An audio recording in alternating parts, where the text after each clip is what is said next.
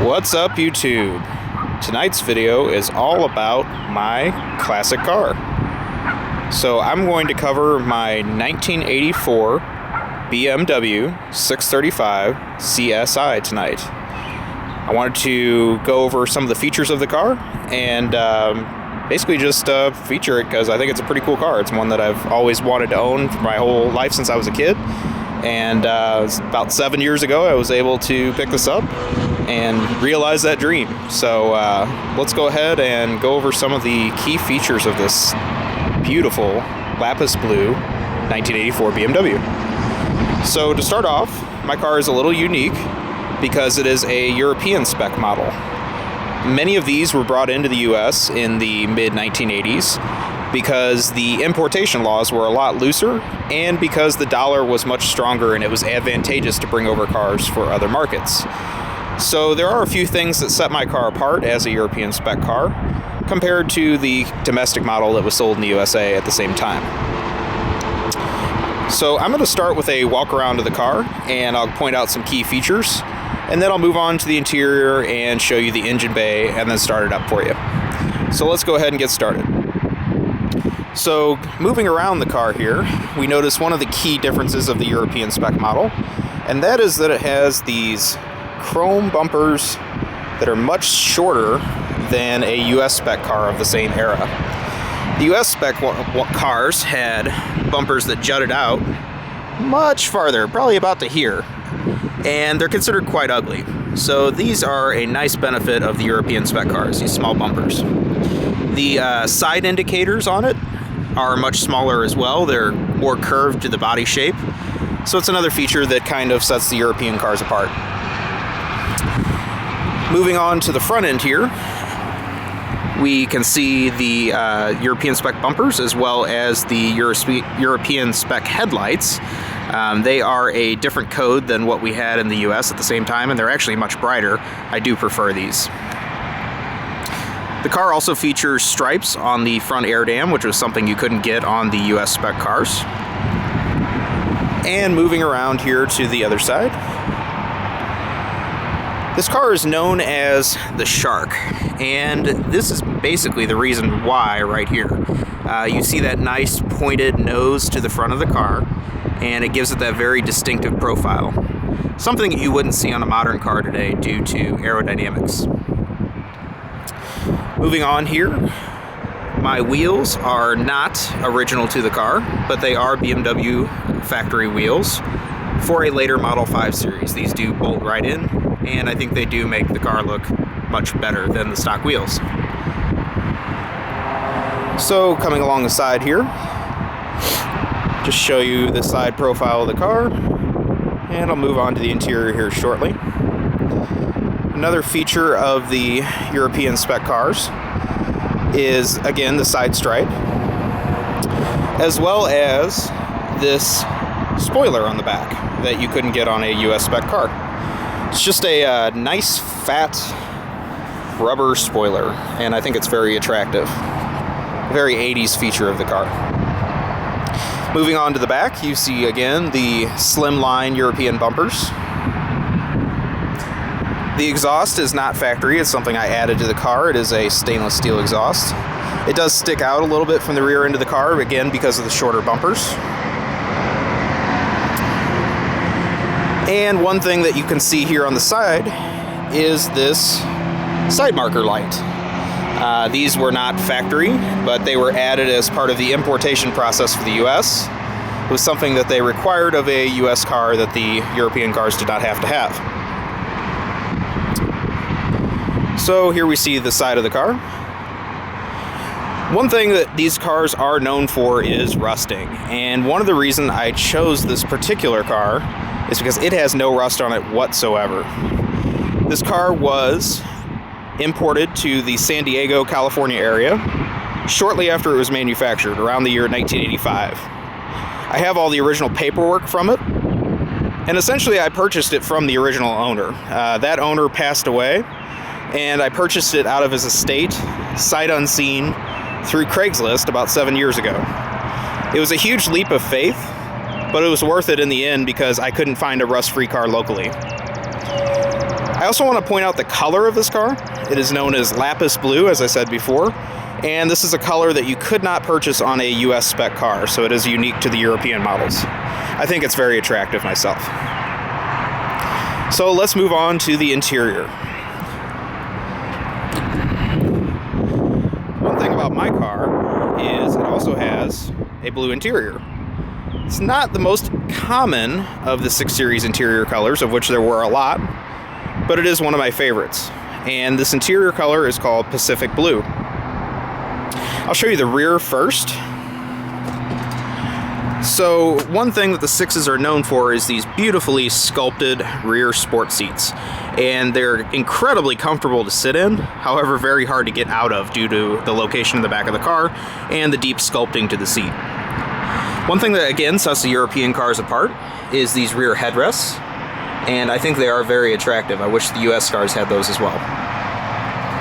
Moving on to the front, my car has what's known as the comfort seats by BMW.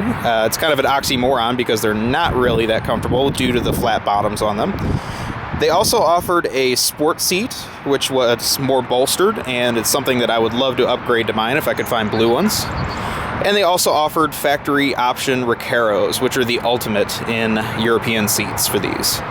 But that's basically the 3 options you had, along with the wide variety of interior colors. So let's take a look at the instrument panel and some of the other interior features. My car is, again, a European spec car. So it has been converted somewhat. It has a domestic mile-per-hour gauge here for the speedometer. It originally would have had kilometers per hour. And my car, as you can see today, has 212,364 miles on it. Miles are something you shouldn't be afraid with a Classic 6 because these engines will run forever if properly maintained. Moving on to the center console here, we have the air conditioning and heat controls. Again, these are all in German as far as the switches, due to this being a European market car. One of my favorites is the warning light is the Warnblinker. Then we have air conditioning or Klima. I have added a aftermarket CD player to the car, but I chose one that has a pretty plain appearance, so it somewhat fits the profile of the car. Here we have the onboard computer, which gives you several advanced features for 1984.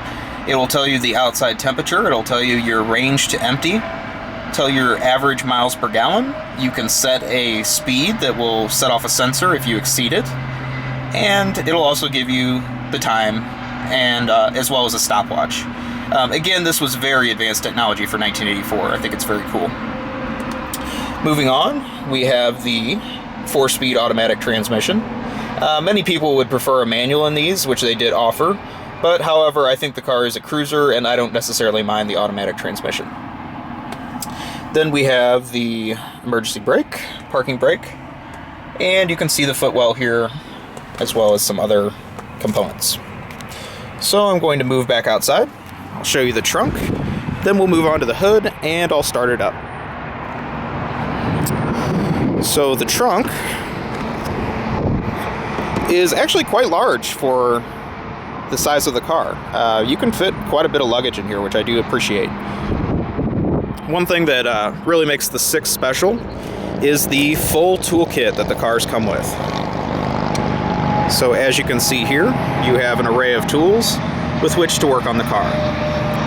They even provided a soft BMW branded cloth with which to make sure your hands don't get too dirty working on the car.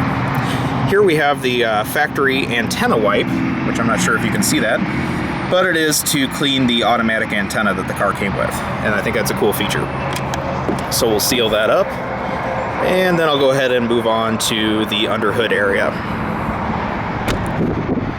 Everything shuts on this car with amazing precision. It's just that German quality you don't get anymore with modern cars. Alright, so moving on to under the hood. The hood opens in a reverse fashion for most other cars.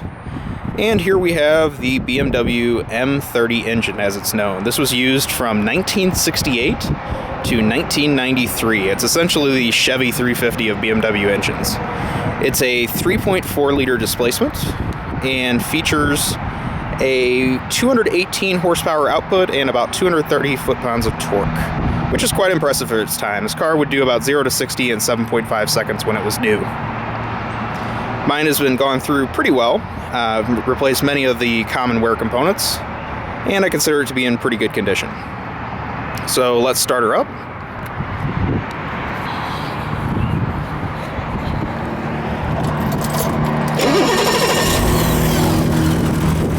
And you'll notice the idle of the M30 engine does have a ticking sound, and that is completely normal. But it is very smooth due to the inline 6 arrangement. So I'm going to go ahead and shut this off, close down the hood, and we will lock the hood. This lever here, again, just the insane Germanic quality of the car. You notice when the car is started up, you have a flashing check light, and that is also for your check panel here. This allows you to test whether the car has brake fluid, coolant, motor oil low, and it is a brake check that comes up whenever you start the car. Upon pushing the brake pedal, you notice the light goes out, as well as the check light indicating that all systems are operating correctly. Other features of this car are a factory moonroof, or sunroof I should say. The headliner material on the Euro cars is a little different, and I think it's a more durable material than what they used in the American ones. And that about does it. So I hope you enjoyed this profile of my 1984 BMW 635CSi. I could tell you more about the car, whatever you'd like to know. Again, I've owned this car for 7 years. I really have no intention of selling it. It is one of my dream cars since I was a child. Basically, the two cars I wanted to own were this and the Ferrari Testarossa. I haven't made it to the Testarossa yet, but hopefully someday I will make that goal. So with that, I'll wrap up the video. Have a great day or night wherever you are. Please take a moment, like, comment, subscribe, let me know what you think, and I'll talk to you soon.